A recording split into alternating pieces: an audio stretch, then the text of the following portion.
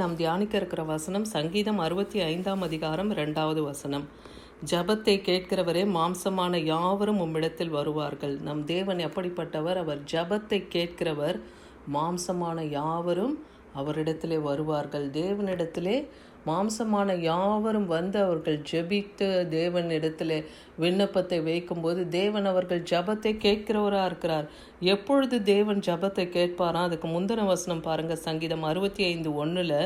தேவனே, சீயோனிலே உமக்காக துதியானது அமைந்து காத்திருக்கிறது, பொருத்தனை உமக்கு செலுத்தப்படும். அப்போ தேவனுடைய சமூகத்திலே நாம் துதித்து தேவனை மகிமைப்படுத்தி அவருக்கு செலுத்த வேண்டிய பொருத்தனைகளை நாம் செலுத்திவிட்டு நாம் ஜெபிக்கும் போது தேவன் நம் ஜபத்தை கேட்பார், நமக்கு பதில் தருவார்.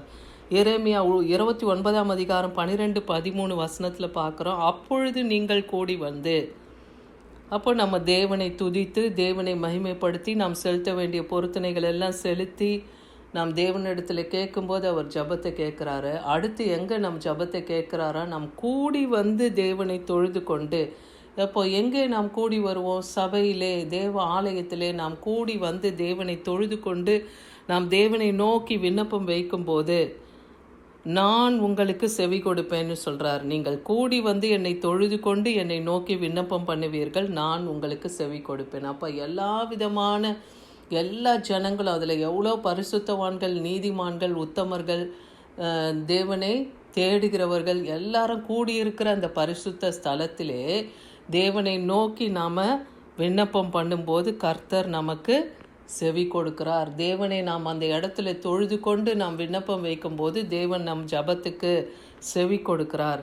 உங்கள் முழு இருதயத்தோடு என்னை தொழுது தேடினீர்கள், ஆனால் என்னை தேடுகையிலே கண்டுபிடிப்பீர்கள்னே சொல்கிறார். தேவனை எப்படி நாம் தேடணும்? நம் முழு இருதயத்தோடு, முழு ஆத்மாவோடு, முழு பலத்தோடு தேவனிடத்தில் நாம் அன்பு கோரணும். அப்படி நாம் தேவனிடத்தில் தொழுது கொண்டு நாம் ஜப விண்ணப்பங்களை வைக்கும் பொழுது தேவன் நம் ஜபத்தை கேட்டு நமக்கு பதில் தருவார். ஏசாயா 65:24 பார்க்கிறோம். அப்பொழுது அவர்கள் கூப்பிடருக்கு முன்னே நான் மறுபடியும் உத்தரவு கொடுப்பேன், அவர்கள் பேசும்போதே நான் கேட்பேன்றார். அப்போது தேவனுக்கு கீழ்ப்படிந்து தேவனுக்கு செலுத்த வேண்டிய அந்த காரியங்களை எல்லாம் நாம் செலுத்தி துதித்து தேவனை மகிமைப்படுத்தி பொருத்தனைகளை செலுத்தி தேவனை முழு இருதயத்தோடு ஆராதித்து அப்படி நாம் தேவனை நோக்கி கூப்பிடும்போது நாம் கூப்பிடுவதற்கு முன்பாகவே தேவன் மறு உத்தரவு கொடுப்பேன்னே சொல்கிறார்.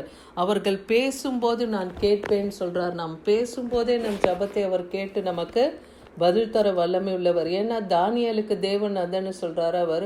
அவர் கூப்பிடுறதுக்கு முன்னாடியே வந்து கட்டளை வெளிப்பட்டது, தேவனிடத்துலேருந்து கட்டளையே வெளிப்பட்டது. அப்போது தானியேல் 3 வேளையும் தேவனை தொழுது கொண்டார் இல்லையா? அந்தி சந்தி மதியம் 3 வேளையும் அவர் வந்து அந்த பலகணிகளை திறந்து தேவனிடத்திலே 3 வேளையும் ஜெபித்து விண்ணப்பத்தை வைப்பார். அப்போது அவர் கூப்பிடும் போதே அவருக்கு கட்டளை வெளிப்பட்டதுன்னு பார்க்குறோம். இன்றைக்கும் நாமளும் தேவனை துதித்து அவரை மகிமைப்படுத்தி நம் ஜப விண்ணப்பங்களை வைக்கும் பொழுது நம் ஜபத்தை தேவன் கேட்பார்.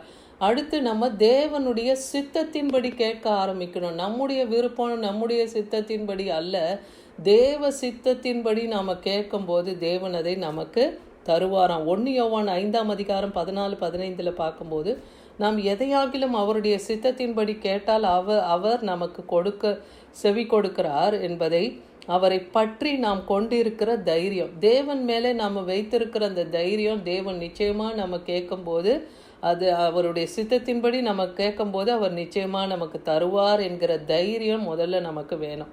அதே போல் 15வது வசனத்தில் சொல்கிறார், நாம் எதை கேட்டாலும் அவர் நமக்கு செவி கொடுக்கிறார் என்பதை நாம் அறிந்தோமானால் அவரிடத்தில் நாம் கேட்டவைகளை பெற்றுக்கொண்டோம் என்றும் அறிந்திருக்கிறோம்.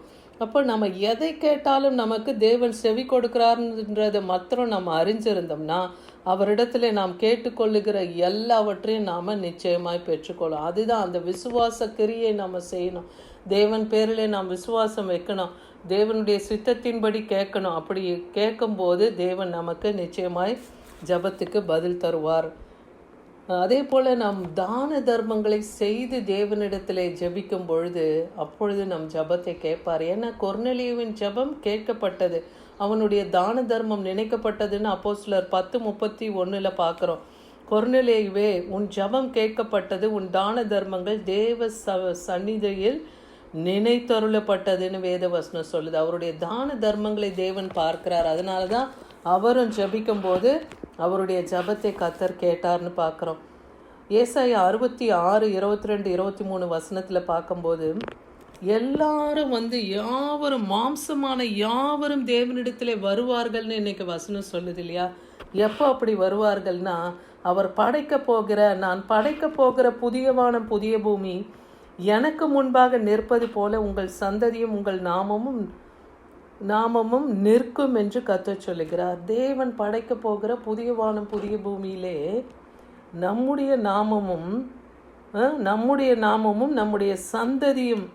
நம்முடைய சந்ததி கூட தேவனுக்கு முன்பாக நின்று தேவனை தொழுது கொள்ளக்கூடிய காலம் வரப்போகிறது. எப்படி வரும்னா, மாதந்தோறும் ஓய்வு நாள் தோறும் மாம்சமான யாவரும் எனக்கு முன்பாக தொழுது கொள்ளுவார்கள் என்று கர்த்தர் சொல்லுகிறார். அப்போ அவர் படைக்க போகிற அந்த புதிய வானம் புதிய பூமி காலத்தில் எல்லாரும் தேவனுக்கு முன்பாக வருவார்கள். நாமும் தேவனை தேடுகிற நாமும் நம்முடைய சந்ததியும் கூட அவர் முன்பாக நிற்கும். எப்போ? மாதந்தோறும் ஓய்வு நாளிலே மாம்சமான யாவரும் தேவனுக்கு, இப்போ எப்படி சபையில் வாரம் நம்ம ஓய்வு நாளில் தேவனை தேடுகிறோமோ அதே போல் புதிய வானம் புதிய பூமி படைக்கப்படும் போதும் அந்த ஓய்வு நாளில் மாம்சமான யாவரும் தேவனை தொழுது கொள்ளுவார்கள்னு சொல்லப்படுது. யார் தேவனை பணிந்து கொள்வார்கள்னு பார்க்கும்போது சங்கீதம் 86:9 ஆண்டவரே, நீர் உண்டாக்கின எல்லா ஜாதிகளும் உமக்கு முன்பாக பணிந்து உமது நாமத்தை மகிமைப்படுத்துவார்கள்.